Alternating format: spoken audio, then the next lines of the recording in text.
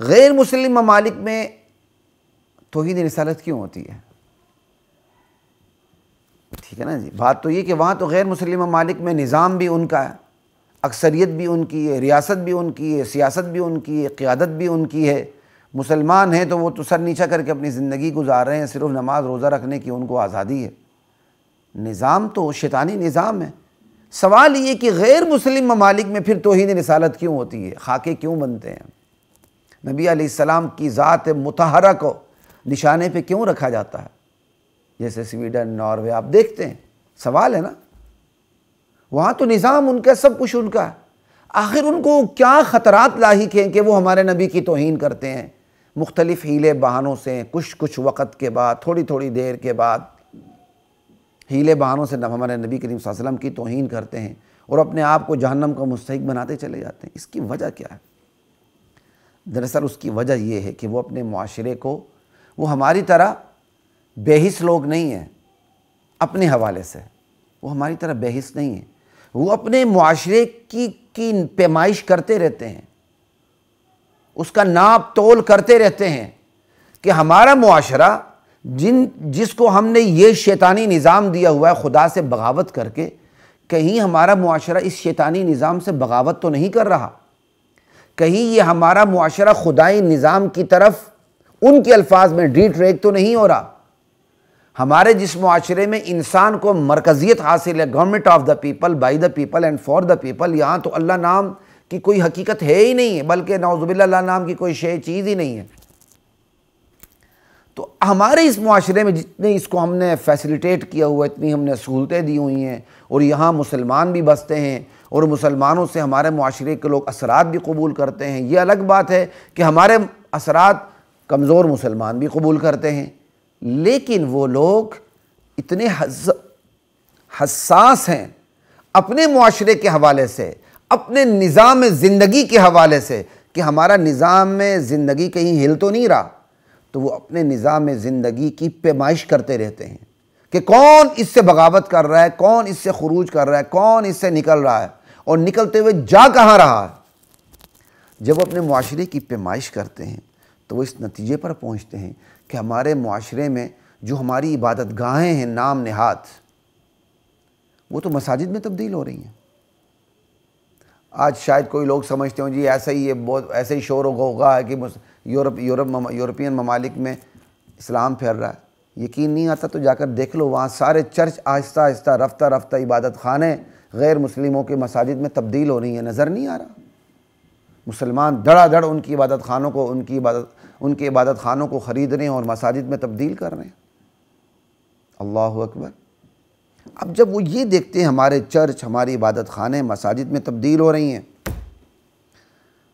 ہماری عبادت کی جگہ مساجد میں تبدیل ہو رہی ہیں، اللہ اکبر، تو پھر ان کو اپنی تہذیب بدلتی ہوئی نظر آتی ہے، اپنا نظام ہلتا ہوا نظر آتا ہے۔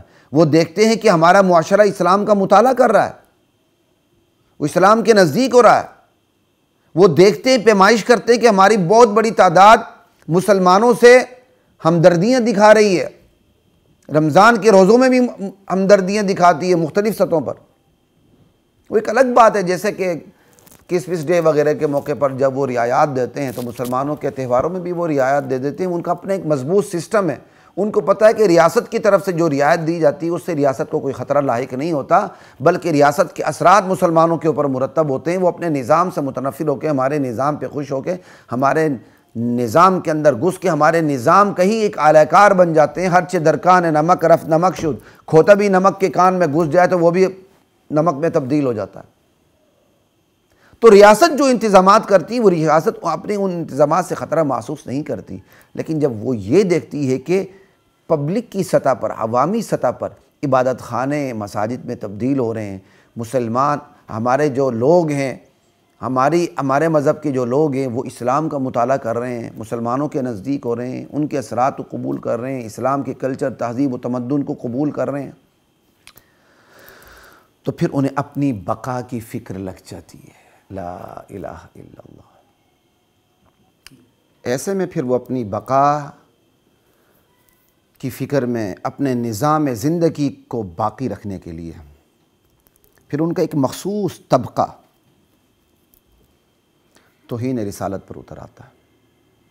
وہاں نسلی فسادات بھی کروائے جاتے ہیں باقاعدہ، تاکہ تارکین وطن جو یہاں موجود ہیں، جو مسلمان موجود ہیں اور جو ہمارے لوگ ان کے اثرات کو قبول کر رہے ہیں، ہمارے لوگ جو ان کے اثرات کو قبول کر رہے ہیں، ان کی تو خیر ہم مسلمانوں کو فکر ہی نہیں ہے نا، وہ تو کوئی فکر نہیں ہے۔ ہماری ریاست کو نہ لوگوں کی جانوں کی فکر ہے، نہ ایمان کی فکر ہے، ایک الگ موضوع ہے۔ لیکن وہ ریاست جو ہے وہ فکر کرتی ہے، ٹھیک ہے، اپنی بقا کی خاطر، اپنے نظام زندگی کی بقا کی خاطر۔ وہ نسلی فسادات بھی کرواتا ہے، ان میں سے ان کا ایک مخصوص طبقہ، وہ توہین رسالت پر بھی اتر آتا ہے، ان کا ایک مخصوص طبقہ۔ جب توہین نسلی فسادات ہوں گے تو تارکین وطن اور وہاں کے مقامی لوگوں کے درمیان ایک خلیج حائل ہو جائے گی، فاصلے پیدا ہوں گے۔ ان فاصلوں کی وجہ سے پھر وہ اسلام کے قریب نہیں آئیں گے، اسلام کا پھیلاؤ رکے گا، اور پھر خصوصاً توہین رسالت کی وجہ سے نبی کی ذات مطہرہ کے بارے میں ان کے دلوں میں ایک تنفر پیدا ہوگا۔ جب وہ نبی کی ذات کے بارے میں تنفر پیدا ہوگا تو وہ پھر اسلام کے قریب نہیں جائیں گے، کیونکہ اسلام کے سب سے بڑے نمائندہ تو نبی ہیں۔ پھر یعنی ایک تیر کئی شکار، جب وہ نبی علیہ السلام کی توہین کریں گے تو لامحالہ مسلمان جو ان کے خیال میں جذباتی مسلمان، ٹھیک ہے، وہ رد عمل پر اتریں گے۔ اس رد عمل کا اثر بھی ہماری عوام کے اوپر اچھا نہیں پڑے گا، وہ اسلام سے اور دور ہو جائیں گے۔ لیکن اس کا یہ مطلب نہیں ہے کہ ہم رد عمل نہ دیں۔ ہم اپنے فدائی بھائیوں کو سلام کرتے ہیں کہ ہم اس سطح پر نہیں پہنچ سکے جس سطح پر آپ پہنچ گئے۔ اللہ اکبر۔ آپ غازی علم الدین شہید کی تعریف نہیں کرتے، ٹھیک ہے؟ تو جن کمزور، جو ہم میں سے کمزور لوگ ہیں، مرعوب مسلمان ہیں، وہ یہ سمجھتے ہیں کہ توہین رسالت پر ہمارے رد عمل سے وہ اسلام سے دور ہوں گے، تو یہ سوچ ان کو مبارک۔ ہم تو یہ سمجھتے ہیں کہ توہین رسالت پر ہمارے رد عمل سے، ہمارے انتقام سے انتشار نہیں پھیلتا، بلکہ اقتراب پیدا ہوتا ہے، قربت پیدا ہوتی۔ کیوں؟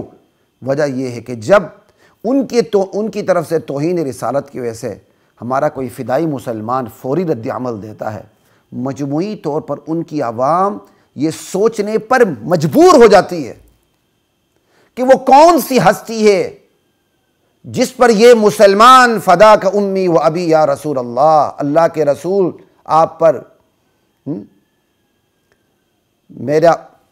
میرے ماں باپ آپ پر قربان ہو جائیں۔ تو وہ کون سی ہستی ہے جس پر یہ مسلمان اپنی جان تک لٹا دیتے ہیں؟ پھر وہ اس ہستی کے بارے میں مطالعہ شروع کر دیتے ہیں، اور نیک نیتی سے مطالعہ کریں اور راہ راست کی تلاش میں مطالعہ کریں، تو پھر وہ اسلام تک پہنچ کے رہتے ہیں۔ اسلام کو صرف جانتے نہیں بلکہ مان بھی لیتے ہیں۔ لا الہ الا اللہ، ٹھیک ہے جی۔ تو وہ ایک تیر سے کئی شکار کرنے کی کوشش کرتے ہیں کہ بھائی جب مسلمان رد عمل دیں گے اس سے بھی ہمارے لوگوں اور مسلمانوں کے درمیان ایک دوری پیدا ہوگی، لیکن یہ ان کی بہت بڑی غلط فہمی ہے۔ انشاءاللہ ایسی بات نہیں ہے۔